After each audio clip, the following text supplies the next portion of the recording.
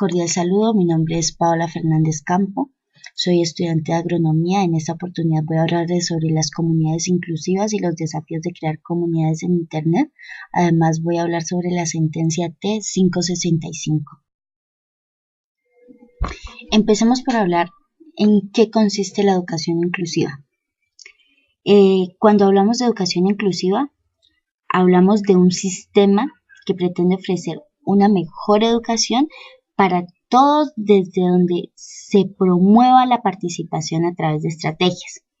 Estas estrategias deben permitir transformar sistemas y estructuras planteados por la sociedad, creando espacios que sean mejores para todos.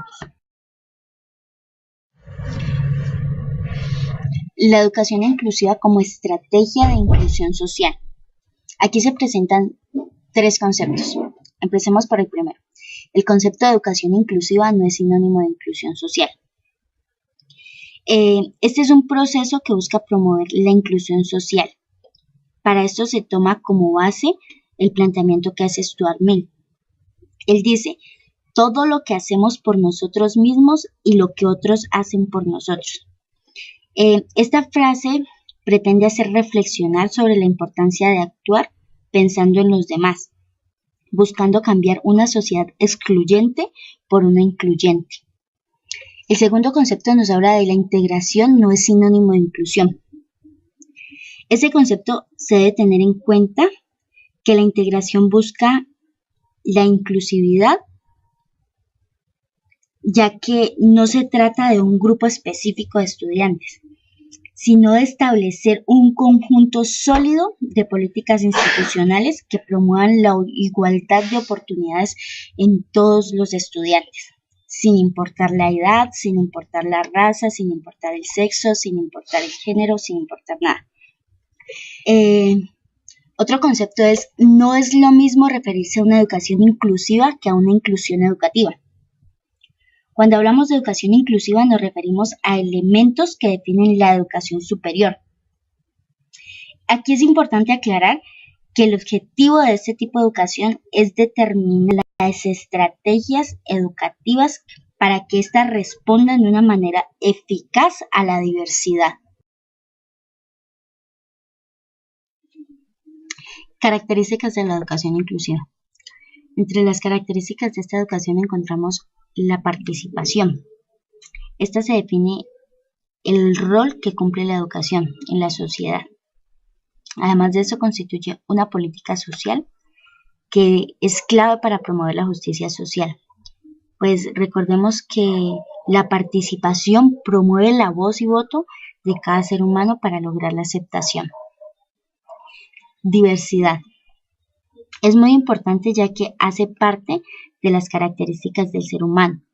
Con esto se quiere decir que al ser todos y todas diversos, se rescata la identidad propia. Interculturalidad. Con este concepto se hace referencia a los diferentes grupos culturales que constantemente están en el proceso de aprendizaje de culturas, teniendo como base el respeto. Equidad. Con este sistema se hace referencia a la diversidad estudiantil. Aquí se pretende adaptar la educación de acuerdo a las diferencias y necesidades individuales de cada persona. Calidad.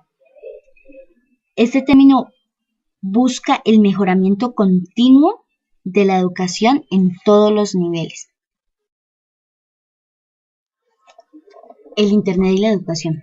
Es importante tener en cuenta que el Internet se ha convertido en una herramienta muy importante para el conocimiento, la comunicación y la educación, ya que es una herramienta de fácil acceso con gran capacidad de información. Recordemos que el Internet se ha convertido en un medio idóneo para impartir enseñanza de calidad y también para que la sociedad interactúe entre sí. A través del tiempo, el Internet nos deja diferentes lecciones. Primero, encontramos que se desarrolla a partir de la interacción entre la ciencia, entre la investigación universitaria y los programas de investigación militar en Estados Unidos. Con esto se quiere decir que el Internet nace como un programa de investigación militar, pero nunca tuvo aplicación militar. Segundo, el Internet no se creó como un proyecto de ganancia empresarial, ya que el mundo financiero no fue fuente de Internet. Tercero, se desarrolla a partir de una arquitectura informática abierta y de libre acceso desde el inicio. Cuarto, los principales productores del Internet fueron los usuarios.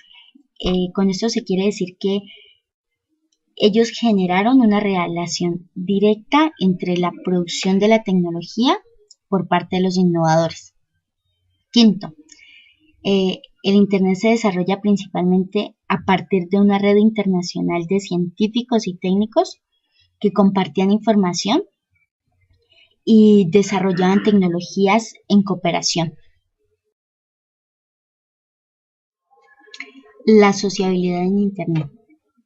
Internet es un instrumento que desarrolla pero no cambia los comportamientos, sino que los comportamientos se apropian de Internet y por tanto se amplifican y se potencian a partir de lo que son.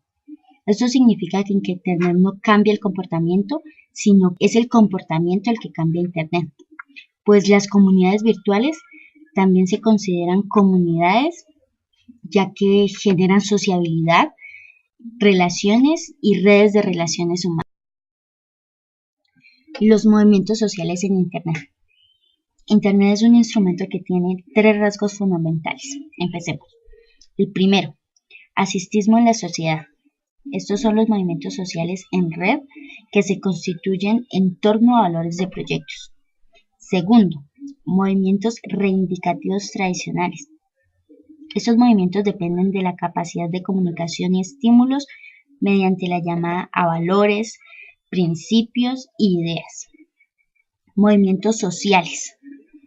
Aquí se logra ver cómo desde lo local se puede controlar lo global. Esto se hace a través de proyectos alternativos locales mediante propuestas globales que se constituyen, organizan y se desarrollan a través de Internet.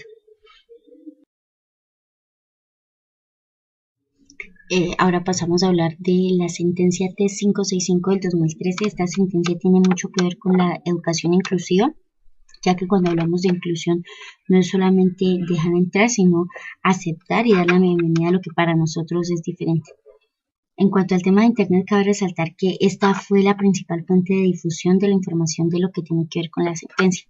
Esta sentencia básicamente consiste en la prohibición constitucional para imponer una apariencia física particular del educando a través del manual de convivencia.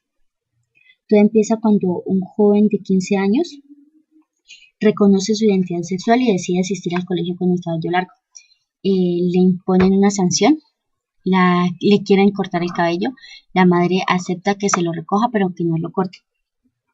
Viendo que el colegio, el rector no accede a esto, entonces ella presenta una acción de tutela en la que en primera instancia se le niega, en segunda instancia se confirma la negación de la primera instancia, por esto pasa a la Corte Constitucional, en donde la Corte Constitucional considera que se vulneran los derechos fundamentales a la igualdad, la dignidad humana, la educación y el libre desarrollo de la personalidad, en donde dispone que se deben respetar los derechos fundamentales de la dignidad humana, igualdad, el libre desarrollo de la personalidad y la educación del joven. Quedan sin efecto las dos primeras sanciones.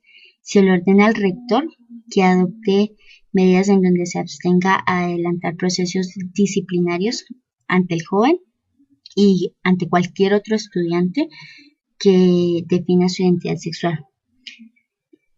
Aparte de esto, se le exige al juzgado segundo civil municipal que debe adelantar seguimiento y dar cumplimiento a esta sanción. Recordemos que las decisiones que toma una persona con respecto a su reconocimiento en la identidad y orientación sexual es en parte del núcleo esencial de su dignidad, libertad y autonomía. Y por esto se prohíbe la discriminación en los establecimientos educativos y ningún manual de convivencia ningún manual de convivencia debe imponer a los estudiantes una apariencia personal, porque cada estudiante es libre de escoger cómo vestirse y cómo presentarse a su institución educativa siempre y cuando se esté reconociendo una identidad. Muchísimas gracias, que estén bien y hasta una próxima oportunidad.